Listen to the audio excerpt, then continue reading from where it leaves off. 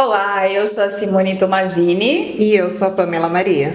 E juntas vamos apresentar mais um episódio do podcast No Pé Delas. Um podcast direcionado a curiosidades, conhecimentos e atualidades no mundo do futebol. Aproveito para convidar você a se inscrever, a dar o like, porque quando você faz isso, você envia uma mensagem aqui para o YouTube dizendo que esse conteúdo é relevante, ele chega a mais e mais pessoas. Hoje nós estamos com um convidado muito especial que já veio aqui no nosso podcast e temos a grande honra de retorná-lo novamente aqui, dessa vez falando sobre outro tema. É o Cláudio Viola, que é jornalista esportivo e é editor de esportes do jornal Maringá. Seja muito bem-vindo, Viola. Obrigado, prazer para mim, para estar participando mais uma vez deste programa que já é febre, que todo mundo gosta tanto e que tanto aplaude, que tantas referências elogiosas a gente tem ouvido por conta da seriedade que vocês meninas tratam esse tema sempre muito pulsante, sempre apaixonante, que é o futebol em suas diversas nuances, né? Futebol, a gente sabe, não são 11 jogadores contra 11 jogadores, tem muito mais além disso, e é sempre interessante a gente estar abordando, e é interessante que exista um espaço como esse de vocês para abordar isso. Muito obrigada. O Viola, para quem não acompanhou a outra entrevista que ele esteve aqui, nós vamos deixar aqui embaixo o link, e acessa também para você conhecer um pouquinho do peso desse nosso entrevistado de hoje. Viola, sim, hoje nós vamos para assuntos pontuais, uma coisa mais direta. Vamos falar a respeito de posições e funções em campo dos jogadores. Vamos começar? Vamos começar. Primeiro, é interessante anunciar e advertir as pessoas de que eu não sou um especialista, né? Essa é uma questão que, com a evolução do futebol enquanto modalidade, isso foi se tornando uma coisa científica. Logo, para falar sobre isso com autoridade, com certeza, seria necessário a presença de uma pessoa que trabalha com isso, que estuda sobre isso. O meu caso é de constatação, de observação. Décadas enquanto jornalista esportivo, à margem de campos, acompanhando treinamentos, seguindo o trabalho de profissionais, quer dizer, reunir um grupo de convicções em relação a isso, mas não é científico, é uma coisa de observação. Eu não posso falar com a autoridade de um profissional que trabalha no dia a dia com isso. Ah, sim, mas nós sabemos do seu potencial, tá? Nós sabemos do seu potencial. Sim, baseado nisso que você disse, não tem essa visão mais técnica que seria, por exemplo, de um analista de desempenho, né, Viola? Talvez... Que é uma função que está em voga agora, né? Isso, talvez ele poderia dar essa análise um pouco mais técnica.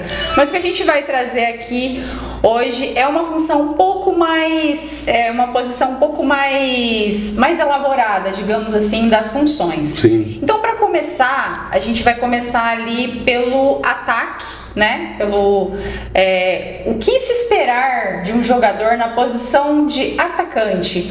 Qual características ele deve ter? O que é necessário para que ele consiga desempenhar muito bem essa função, na sua visão? Pois é, na minha visão, assim, os chamados homens de linha de frente e nas diversas estratégias que são usadas pelos treinadores modernos, né? Tanto que a gente ouve muitas expressões de atacante pela beirada, atacante pelo lado esquerdo, atacante pelo lado direito, atacante centralizado. Isso depende muito da estratégia. É claro que tem uma relação com o restante do elenco. Às vezes você usa com o chamado homem enfiado, que é um único homem que joga de frente, não é? Por conta de que você investe naquele jogador toda a esperança de conclusão de ataque, de conclusão com êxito, que é a conclusão com um gol. Muito se usa esse sistema. Então, os demais jogadores, notadamente os de armação do meio campo, trabalham em função deste homem, de encontrar este homem no campo, de disponibilizar a bola para que ele traduza todo o trabalho, traduza todo o lance em gol. Tem também o sistema mais comunitário, que é você atacar com três, que é o que mais surpreende o adversário. Você ataca, inclusive uma expressão que deixou de ser usada, mas que era com os pontas, um de cada lado e um homem centralizado. Antigamente se dizia o ponteiro direito, o ponteiro esquerdo e o homem de frente. Hoje não mais isso. Hoje são três, não é? Eles se revezam nessas posições e atacam com três.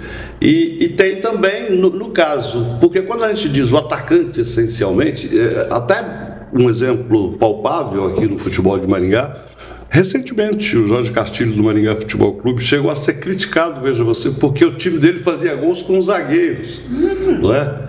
E eu me lembro de entrevistas em que ele até se aborreceu, falou, ganhei o jogo, mas você fez gols com um zagueiro. Ora, isso não importa.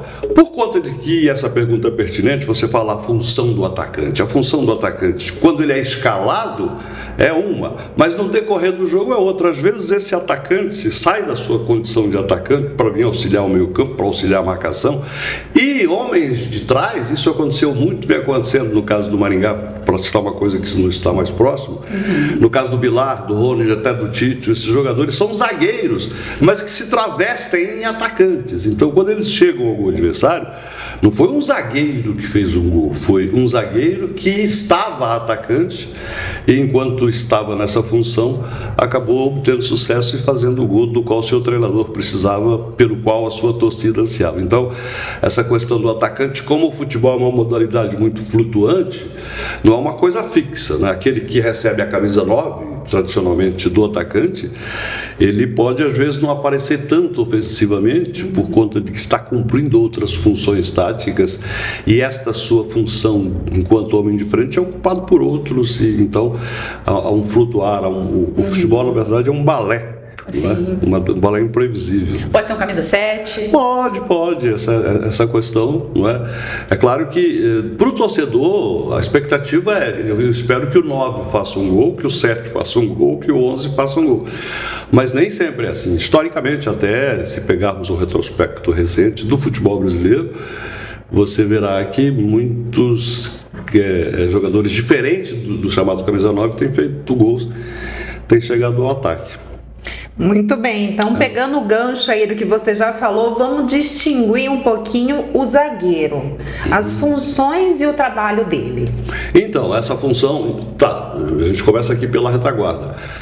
Zagueiros são muito importantes e ao longo do tempo, da evolução científica até do futebol, foi acontecendo alterações nesse sistema, né? Hoje é muito comum você observar aquele jogar com 3 zagueiros, que é o 3-5-2, né? Tem o 4-3-3, essas coisas de números que até nem fazem muito sentido por conta do que eu disse há poucos instantes, da alternância que existe numa partida de futebol. Mas no caso dos zagueiros, contumazmente se joga com 4 defensores, que são os dois, o zagueiro central, o quarto zagueiro, os 2 homens de frente da área do seu goleiro, e o lateral direito e o lateral esquerdo, que em princípio são também homens defensivos.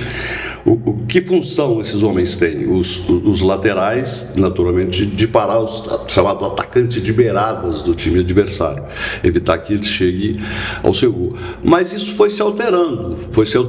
Houve a instituição, inclusive, do sistema com 3 zagueiros, que muita gente diz que é quando o treinador é retranqueiro, ele é tão retranqueiro que ele não joga com 2 zagueiros, joga com 3 zagueiros, mas isso é uma polêmica por conta de quando você apõe 3 zagueiros para armar o seu esquema tático, você automaticamente abre mão da condição de defensores dos laterais, que eles passam a se chamar alas, né? Aí não são homens que têm tanta responsabilidade da marcação daqueles adversários que trabalham naquele setor. Eles avançam para serem auxiliares do setor do meio de campo e não raro do ataque. Então você joga com 3 zagueiros, mas não significa que você ampliou a capacidade defensiva, você deu consistência naquele setor. E aí tem uma outra coisa, que é a função que você dá aos chamados volantes, que são os homens de marcação no primeiro terço do meio de campo. Estes homens têm a responsabilidade, normalmente 2 deles, isso varia de jogo para jogo, de esquema para esquema, mas estes chamados volantes têm a responsabilidade de contribuir na marcação, naquela marcação que seria dos laterais. Um deles cai para o lado esquerdo, outro para o lado direito, enfim, mas isso depende muito do esquema que o treinador opta por jogar, do esquema que o treinador prefere jogar. Voltando para falar do Maringá Futebol Clube, que é uma coisa palpável, porque é uma coisa próxima, que a gente acompanha no dia a dia, o Jorge Castilho usa os dois sistemas, né? Não regra, mas invariavelmente ele joga com 3 zagueiros fora de casa, por conta de que dá uma proteção maior ali pelo meio e tenta surpreender pelas alas. E quando joga em casa ele adota o 4-3-3, né, que são os laterais um pouco mais recuados, para que ele tenha liberdade, para que ele conceda liberdade aos homens de meio campo, para que tire a responsabilidade dos homens de meio campo de fazer essa marcação e com isso criar mais oportunidades defensivas. Mas isso, digo, é de treinador para treinador, de jogo até de adversário para adversário. Sim, depende muito, né? E, Viola, se tratando de situações adversas, como por exemplo, quando há expulsão dentro do jogo, em que o treinador tem que mexer nessas peças, assim, a gente estava falamos do atacante, falamos do zagueiro, você tocou um pouco no lateral. O que você acha, assim, que, se tratando de uma situação adversa como uma expulsão, qual das posições desempenharia um papel melhor nessa situação? Então, a expulsão, Simone, ela é problemática, mas já está previamente resolvido, porque, principalmente agora com a nova regra, outroramente se podia ficar com, parece que 5 ou 6 jogadores à disposição. Hoje não, hoje você pode ter 11 jogadores, 12 jogadores no banco de suplentes. Então, num primeiro momento, você leva um jogador para cada posição. No caso, se expulsa um lateral, entra um outro lateral. Mas nem sempre isso é possível, né? Às vezes pode acontecer de você ter um lateral contundido e aquele que está jogando no lugar do que foi contundido vir a ser expulso, e aí você tem que improvisar. Normalmente se improvisa volantes naquela função, que é o chamado. Mas isso como é uma situação prevista, os treinadores, os grandes clubes, os clubes de futebol profissional, ao longo da semana preparam isso, né, para essas eventualidades. Mas, invariavelmente, quando você tem um jogador de uma posição expulso e que precisa improvisar, tem a questão do setor, não é? Eu falei há pouco dos 2 zagueiros. É um zagueiro pela esquerda e um zagueiro pela direita, dos que ficam à frente do goleiro. Então, no caso da expulsão de um lateral, este zagueiro da direita será improvisado aqui para o recuo de um volante. É sempre assim. Isso está já na planilha das comissões técnicas, né? Se isso acontecer, é isso que acontecerá. É esse tipo de providência que nós vamos tomar. Muito bem. E agora, para fecharmos aqui as colocações em campo, o goleiro. Vamos falar do goleiro. Aquele que fica numa região onde nem grama nasce. Aquele que é ocupado de tudo. Aquele lá que quase ninguém sabe quem é e nem onde fica. Aquele que quando o time ganha, pouco se fala dele. Exatamente. E quando o time perde, cai. Para ser goleiro é preciso ter coragem, sobretudo, né? Porque é a posição extrema. Um centroavante poderá falhar sucessivas vezes ao longo de um centroavante, um homem de linha, ao longo do jogo. Isso será pouco percebido, porque uma falha de um homem de frente é corrigida pelo homem de meio ou pelo homem de retaguarda. Então tem sempre uma possibilidade. Há alternativas de correção das falhas dos que atuam. No goleiro não. No goleiro falhou, a bola foi na rede adversária e aquilo é irreversível, né? E é só a agonia do gol adversário. Por isso é uma função. Mas o futebol brasileiro experimentou uma evolução nesta posição, que é uma coisa impressionante. Tanto que hoje as pessoas dizem que, ora, não se faz mais gols de falta. Antigamente tínhamos Nelinho, Zico, Aston Lia, Roberto Carlos, tantos e tantos históricos cobradores de faltas que faziam constantemente gols de falta. O que não se fala sempre é que houve uma evolução do desempenho dos goleiros, tanto que todos os clubes profissionais, qualquer divisão, tem treinador de goleiro. Antigamente não existia isso, né? O goleiro, os jogadores iam treinar e o goleiro ficava lá com alguém chutando para ele ensaiar. Agora não, agora a estratégia, toda a comissão técnica tem profissionais específicos para o ensaio do goleiro. Então, a evolução deste profissional, do profissional desta posição, foi muito grande. E o Brasil, nossa, tem goleiros históricos aí. Sempre que sai uma seleção de convocação de seleção brasileira, se questiona por que não se chamou fulano, por que estão dando mais uma chance para fulano. O Brasil tem grandes goleiros, mas eles estão cada vez melhor preparados, é claro que sujeito a falhas. O grande problema da falha do goleiro é que quando ela acontece, quase sempre é letal. Mas um goleiro vocês já ouviram certamente, um grande time se começa por um grande goleiro. Sim. E é assim, você precisa ter. E esse goleiro é aquele que pratica defesas espetaculares, aquele que tem elasticidade invejável, é aquele que está sempre bem posicionado. Não só isso, um goleiro precisa também participar do jogo no sentido de orientar os seus companheiros, sobretudo por conta de que ele é, na maior parte do tempo, um espectador privilegiado da partida. Então ele está vendo o que está acontecendo, ele está acompanhando o que é que o adversário está fazendo e está verbalmente passando para os seus asseclas, para os seus companheiros: olha, cuidado com aquele jogador, porque isso, porque aquilo, marca um pouco mais aqui, vamos marcar mais pelo meio. Então a importância do goleiro não existe, não é só nas defesas que ele pratica. Não raro, o goleiro é o líder do time. Quantos são os goleiros que o futebol brasileiro nos presenteou de que a liderança que esse jogador dá para o grupo é em função disso, de que ele é um atleta que participa do jogo, é um consultor porque ele está dentro de campo vendo o jogo acontecer e, sobretudo, é o responsável para evitar que o seu time perca, né? Nem sempre que ganhe, mas que não perca, ele é o responsável.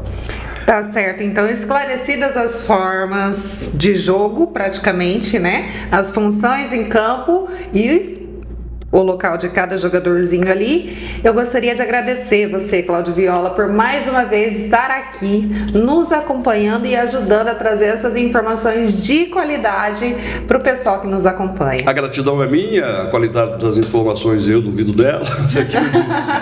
Eu não sou um especialista, eu sou um observador e essas coisas que externei aqui foram obtidas a partir de observações que estão ao alcance de qualquer pessoa que gosta de futebol. E obrigado por mais uma vez me convidarem. Sucesso para o projeto de vocês e sempre que necessário estarei aqui com alegria e com disposição. Muito obrigada, Cláudia Viola. E eu gostaria também de estar agradecendo os nossos apoiadores de todo o coração, a Noma Toyota Motors, que está aí nos ajudando a estar trazendo a vocês cada vez mais informações, além também da Singular Marcas e Patentes, através do Franklin Santana, que está aí dando todo o apoio e positividade para que chegue mais informações de qualidade do âmbito do futebol para você. Muito obrigada. E até a próxima. Até a próxima.